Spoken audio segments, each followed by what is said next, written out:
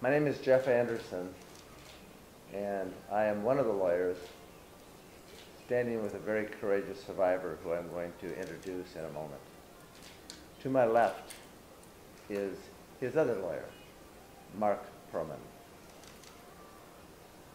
We're here with Bob to share what has been and what is being in real time, and address some of the concerns about what has happened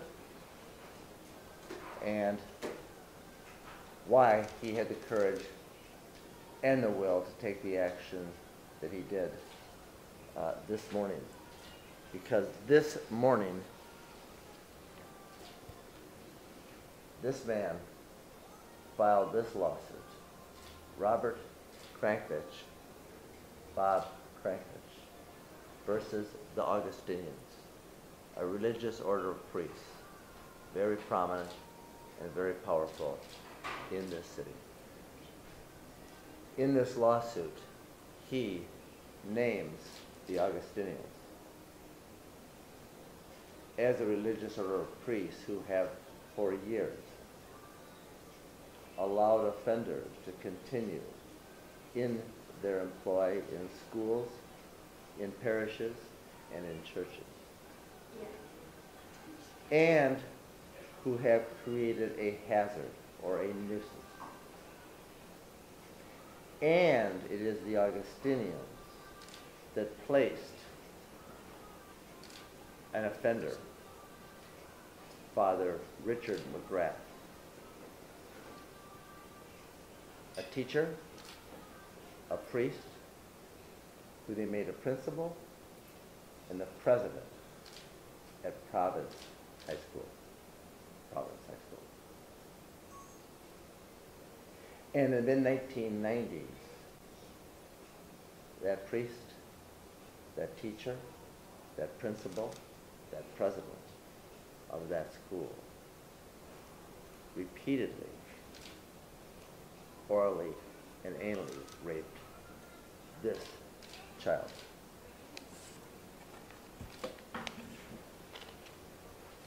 Repeatedly, anally, orally raped this child as a teenager, a student at that school.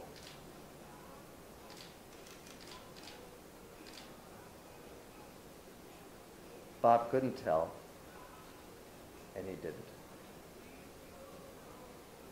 and began to turn against himself. And when it started to come out, he was threatened by McGrath. This case that he has filed today names the Augustinians for their practice in choosing to keep secret the names of known offenders that they have known, that have offended children over the years in the schools, in the parishes, for decades.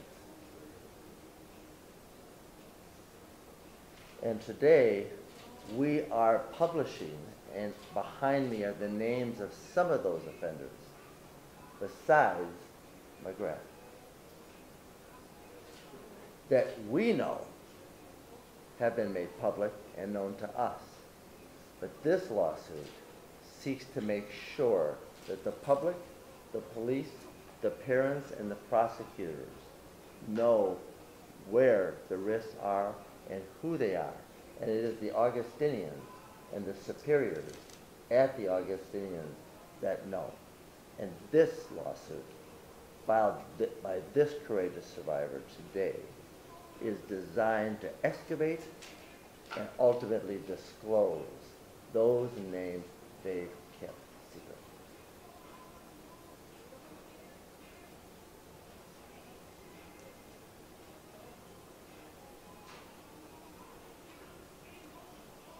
Bob is now 36 years old, and I'm going to turn it over to him. He made the choice to come forward and be public and make this lawsuit known today. Because he's found the courage through the help and support of his therapist, his family, and his partner to share the truth. Because the reality is the Augustinians and the top superiors have been afraid of the truth, and they've been hiding the truth. And Bob is here to share it and say it. As painful as it has been for him to have been raped, to have been violated, to have been abused, and then to have been threatened. And so, Bob, I'm going to first praise you and commend you for the courage that you've demonstrated in your willingness to come here today, and then ask you to step in the middle here and introduce yourself, and then tell us why you've taken this action today. Good afternoon, my name is Robert Krankovich, and I've decided to come forward because I've been living in shame and in guilt for my entire adult life. I've battled addiction, I've battled suicide, tried hurting myself many times because I can't deal with the pain and all the shame and the guilt that comes forward every day when I think about this. You know, as hard as I've tried with family, with psychiatrists, with therapists to get over this, it doesn't seem like it had happened yet. So I needed to get my name out there. I wanted to give power to other survivors, to give power to other victims, to let them know they don't have to live in the shadows, they don't have to ruin their lives, they don't have to battle with addiction alone, they don't have to hide anymore. You can come forward. It's, you know, it's completely wrong what happened to you. You had no power, and I want that to be known, that people like this shouldn't be let roam the streets. They shouldn't be teaching our youth in our schools. Bob, you are how old right now? 36. And you say that they shouldn't be able to hide anymore. You're aware that you brought this suit seeking the names that the Augustinians know of offenders like McGrath that they have not made public and that they've been hiding them. Yes. And so why is it then first that you made the choice to use your name and share this story here today? I wanted to use my name because I thought it would give power to what's happening. It would give other people the courage to say, hey, this happened to me too, and not be afraid to come to the authorities. I went to the New Lenox police back in January when some other allegations had come out against him, because I thought it was at the time, you know, it was finally an open window, and I wasn't afraid to put my life out there. I've been through a lot of bad things. I've done a lot of bad things. I've been addicted to drugs and alcohol, and I'm not afraid of it anymore. I'm just human, you know, I'm a victim, and I dealt with it horribly, but I don't think there was any other way I could have dealt with it. At the time, I didn't know how to deal with it any better, and I want the Augustinians to come forward and release the names of all the predators that they've been shielding and hiding. I want justice for the victims. I want justice for myself. Bob, you mentioned that it is Father McGrath, the man that I'm pointing to the picture of here, that violated and raped you while you were a student at Providence Catholic High School, correct? That's correct. In your freshman year. Freshman and sophomore year, yes. And this happened multiple times at the school and in his office after he built your trust. And in his friary as well. And in the friary as well. Yes. Is that where he was living? Yes. You weren't able to tell anybody as this was happening. I was not. And you weren't able to tell anybody for some time after that, were you? No, I was not. You said that you needed to repair yourself because you started to have some difficulties. You want to share with us what you went through there that brought you to this point in time? I attempted to commit suicide 10 years ago, 10 or 12 years ago, because I couldn't deal with all the shame that was inside me. Every time I would drink alcohol, I would bubble up and I would cry and I would get angry, and I didn't understand why I was feeling the way I was feeling. I questioned my sexuality for years, and you know, I'm a Marine. When I got out of high school, I joined the Marine Corps, and I should have been this manly man, but yet inside I was feeling like a child, like I was weak and I couldn't handle anything. and I tried to commit suicide numerous times. And the only way I knew how to deal with it was to mask my feelings and my hurt with drugs and alcohol. And I got tired of feeling like I was going to die, so I sought professional help. Through that professional help, I was helped to bridge the gap, to be able to talk about it, you know, to let everyone know it was okay. And that's what I'm doing. And you're getting help now? I'm getting help now, You're yep. working on your own recovery, and That you're is also getting therapeutic help. That is correct, yep. I'm enrolled in a mental health program out in Plainfield. I have psychiatrists and counselors. It's an ongoing battle, it never stops. I'm hoping that this will help bridge the gap and put this beyond me. I want to move past it, I want to live a normal life. Can you tell us why? Well, let's finish here. And All right, I'm just yeah. listening along. Bob, you said that we have just said that the Augustinians were afraid of the truth and have chosen to hide it, and you don't want them to hide it any longer. Let's talk about the painful truth that you're enduring and why you're taking what you endured and why you're taking the action today. First, Father McGrath at the time was not only a teacher at Providence Catholic High, where you were raised as a Catholic and attended as a freshman, right? Yep. And he built your trust there. Yep, He was also the principal of the school that's correct. and the president Correct. at some point. He was also the treasurer of the Augustinians, a high-ranking official. At some point in time, after you did come out, after having a great deal of trouble with addiction, and it did come out, what did Father McGrath say to you to try to keep you silent about this? He had told me to remain silent, to never come back to the school, and that if I was to ever talk about it, he would get my family or myself arrested for doing the things I had done. Over the years, we have sued the Augustinians a number of times, tried to get a number of names out. They've hid behind the statute of limitations and concealed the names of those offenders that they have known. This lawsuit seeks to disgorge and disclose those names of those offenders that they know. And this man has the courage to speak his truth so that that truth can be known and hid no longer. Sarah, you had a question? Well, you just asked it for me. But do you have a question for one of the lawyers? Why not sue Father McGrath and just wait for the criminal lab? The Can you step target. in front of the microphone, please? Yeah, the target of the lawsuit is the Augustinians, the religious order of priests, who have ordained, employed, supervised, and placed Father McGrath in a position as a priest, first at St. Rita's, then at Providence Catholic High School, as the principal, as the teacher, as the president, as the treasurer, and caused this then kid to revere him. And it is that same order of priests that have been hiding offenders, some of the pictures of whom we have known are offenders for many years. The reason McGrath is not named at the title of the case, but in the body of the complaint, is two reasons. Number one, it's not time. There is an active criminal investigation right now by the Lenox Police Department.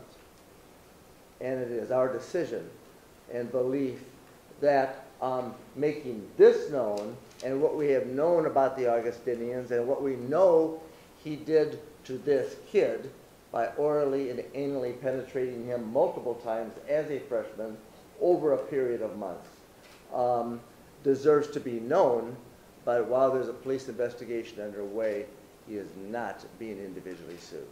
This is about a bigger problem than just this rapist. It's about a problem in which the top officials for years have continued to conceal and give safe harbor to a number of offenders. So it's time. So you said there were two reasons. Is that the second one at the end? Yes, Okay. yes. What do you know about the Nuisance police investigation that's active right now? The New Orleans Police Department have engaged in a police investigation. I think that's what caused you, Bob, to come forward. Correct. And make your story known to them. Mhm. And what we have learned is that images of child pornography were seen on his phone, that those images were demanded to be turned over to his superiors. He refused to turn it over to the superiors. And what we also know at this point in time is that he destroyed that phone. He destroyed the evidence of the possession of the child pornographic images. We also know that at one point the investigation closed, and we also believe that it has been reopened and is active.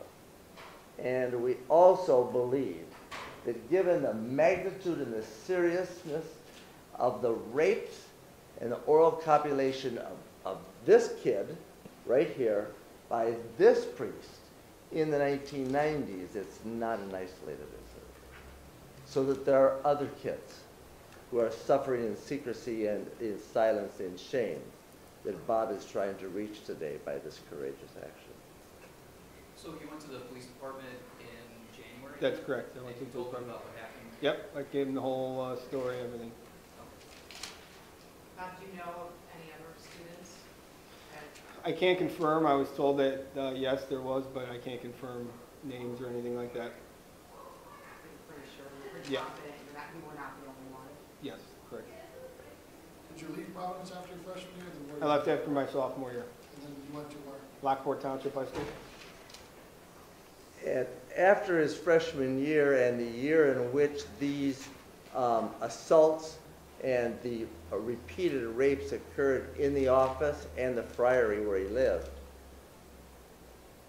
Bob, you basically fled school. I did. You just took off I fled school, yeah. and started to bury your sorrows and these events in alcohol and drugs. Yes, that's correct. And you're working on that. How did Father McGrath approach you if you were, why did he feel that you were?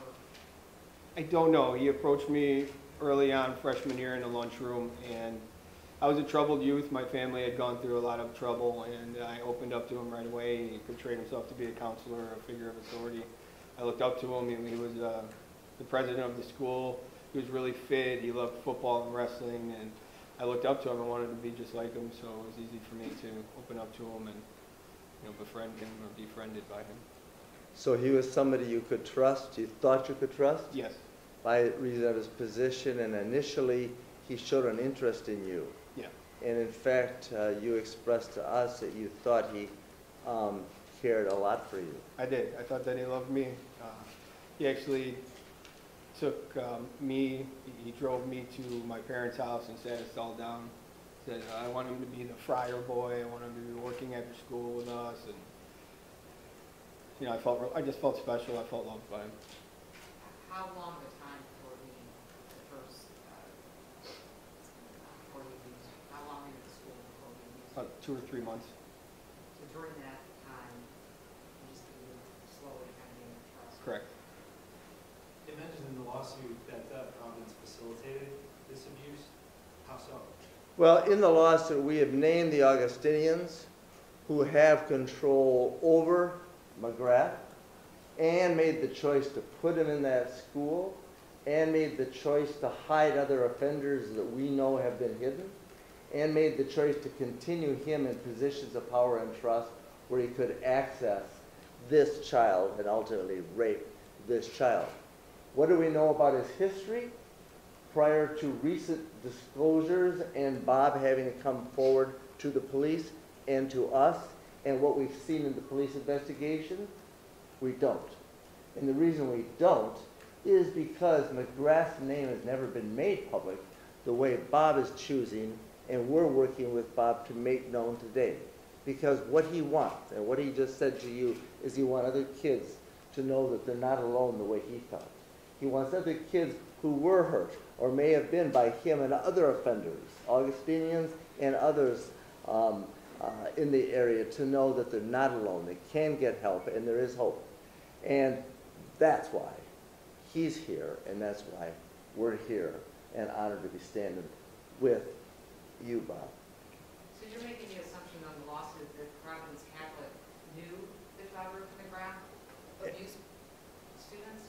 At this point, the lawsuit names the Augustinians Right, and Providence High School right. for two things. First, the Augustinians for maintaining a nuisance and hiding offenders and not telling the truth about what they know. And second, both of them for negligence in failing to supervise, in failing to vet, in failing to and engaging in practices that do not disclose what they know about offenders, and what they knew about McGrath is not known to us right now. And rarely when we start an action like this, do we know, because his name has never been known to us until recently, never known to the public until recently, never known to the police until recently. And so what his history actually is something we're seeking to get from this lawsuit, as well as other offenders, some of whom are on this board behind us, who we have sued before, and we know something about, but not enough to know the kids are safe the way they should be in the schools, in the churches, and in the parishes. Although didn't Providence Catholic, they're the ones that started this investigation. Providence Catholic is the one that went to Nuisance police with the pictures on the cell phone. So if they're trying to hide something, why would they have?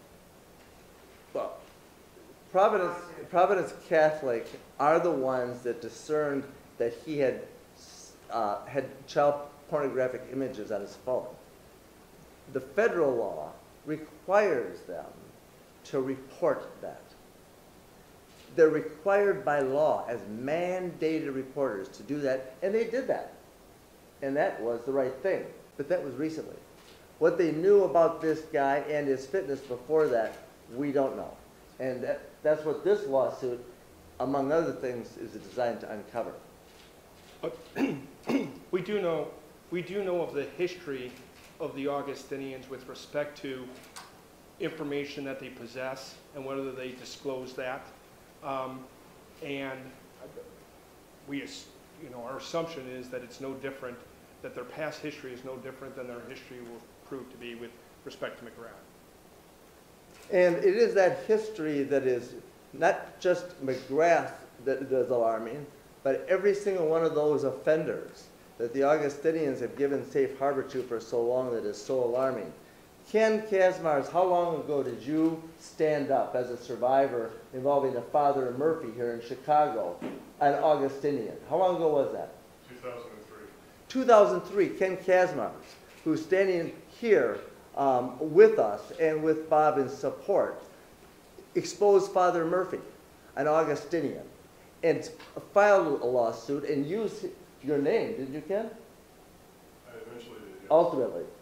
And as a result, 13 other kids came forward. Murphy's name had never been known, just like McGrath's name had never been known publicly. 13 kids came forward and brought suit, and how many others actually were hurt by him and violated the way Ken was, we don't actually know. But what we do know is that the Augustinians gave him cover and created the hazard that allowed Murphy to continue in ministry until we sued him, at which time he was removed from his positions. I don't think anybody else in the school knew what was going on, any of the other priests, any of the other lay people. Do you think anybody else knew what was going on? I can't say for certain. Did any of the students know? Any of the other students, did you tell anybody at the time? No. Just you and Father McGrath going to the... Mark, aside from your testimonial of this young man here, how do you prove your case against Father McGrath, and can he be compelled to testify and give a deposition at the very least?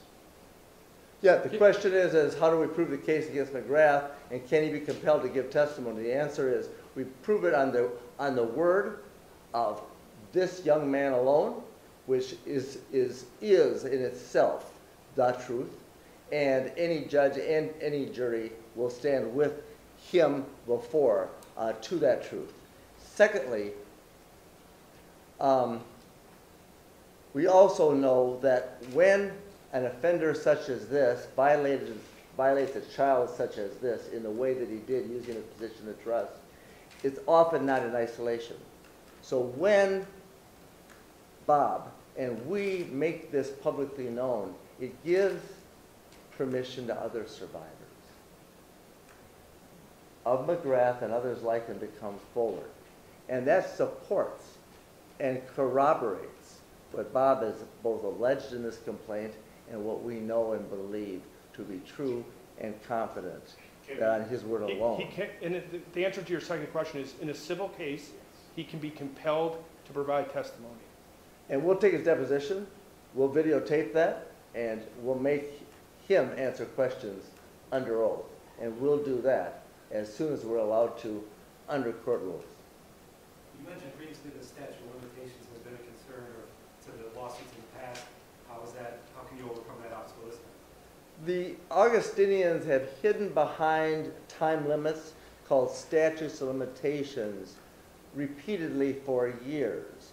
We brought suit in 2007 against the Augustinians involving a Father Murphy, who I mentioned earlier, and a Brother Teedens, who is another offender.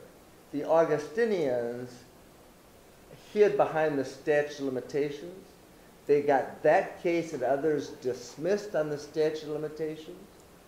And we appealed, and they prevailed on appeal using the statute of limitations as a shield and a sword. They have continued to try to do that. We have continued to battle with them. In this case, we don't believe they have any statute of limitations defenses.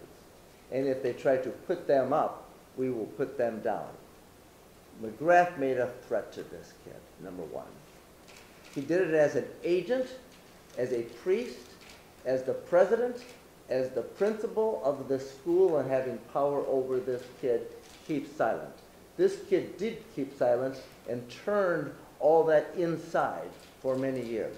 The statute of limitations shouldn't be the issue here. What this priest and the Augustinians is allowed to do to this kids and many other kids, and how they've kept it secret to this point in time, is the issue here. The other thing is the statute of limitations has changed over time, and it's a fairly complex analysis, and we just don't believe the statute of limitations is an issue in this case. Bob, can you share some of your feelings when you first heard that the police were investigating Ralph back in January? It was complete sadness. I cried uncontrollably because I couldn't. It's the guilt that I could have stopped it earlier. One of my best friends called me at like 5 in the morning. I was working on a Saturday, and he had said, "Hey, did you see the news this morning?" And I said, "No, I didn't see it." He's like, "Well, you're going to need to watch it. It's about Father McGrath." And as soon as that came out, like, it was immediate sadness because I couldn't have done something sooner. Like, how many other people have been hurt by this predator? And then it was joy, it was elation, like, wow, there is some validation to how I've been feeling over these many years. Like, this really did happen, and now I do have a window into doing something about it. You know, I have power now. I can actually say, hey, well, here's some history, and this is what happened to me. I feel like I can actually come forward, and that's what gave me the power to come forward. I wanted to come forward about 6 years ago, but I wasn't strong enough personally. I wasn't strong enough in my life. I was still battling alcohol and drugs, so I just couldn't do it. I was afraid, like, people like you would be investigating me and question my integrity, and, you know. But in all actuality, it's not anything to do with the fact that I'm a flawed person. We're all flawed. We're all humans, and there's nothing I can do about the past. It's over and done with, and I'm battling through the addiction. I'm seeking help, and I have been for the last 7 years. Are you working full-time? Yes, I do work full-time. I have work for a company out in Minooka, NFI Industries. I'm an operations manager there, so I have excelled in my professional career, you know, regardless of personally how bad I've struggled. And Bob has worked hard to put his life and repair his life and speak his truth and now share it here with courage. He had to basically run from the 9th grade in the 10th grade from that school, and then he ran into the Marines, and you were in the Marines for 4 years, Correct. honorably discharged. Correct. and really unable to deal with this. And so that's when you immediately turn to drugs and alcohol. Correct. What town do you live in now, Bob? Did you say Plainfield? Crest Hill. The rest of I want to just add, I want to clear up what is often a misunderstanding. The Chicago Archdiocese and the Joliet Diocese do have a list of perpetrators, but on that list, they do not list any order priests. Even if they know that there are order priests that have offended, they are not listed. And that's why it's critical that the Augustinians provide the names regarding those priests. And that's one of the things we're seeking in this lawsuit. Why is that? Because they're not under the purview of the archdiocese? You'd have to ask the Archdiocese why not. Religious order priests, the Augustinians, Jesuits, Carmelites, and others keep their own lists, and they are not included on the diocesan list. The reality is that the Augustinians stand and hold secrets that need to be disgorged, and that's why this is so. The Augustinians are called a religious order of priests. They're separate and independent from the archdiocese and from the various dioceses who preside over the bishops. They have their own operations. I think it also, to finalize this, Bob, because you've been so truthful and courageous, I asked you a few minutes ago before we started how you felt this morning, and how did you feel this morning when you woke up knowing that you had made a choice to stand here with us today and share what had been this secret? I told Lori that I felt like dying, like I didn't want to live, I didn't want to do this. I was afraid, terrified. I didn't want to wake up, but I realized like I have to do this. I have to do this to give other people a voice, not just for myself, but for other victims. This is necessary. It's necessary for me to process, to finish, to move beyond this point in my life, and to continue growing as an adult. And to finish that, you also said to us, I have to do that for these other kids. Yeah, for the other victims. Who these other kids who might be at peril right now to the McGraths and others that the Augustinians are hiding. He has to do it for the other kids.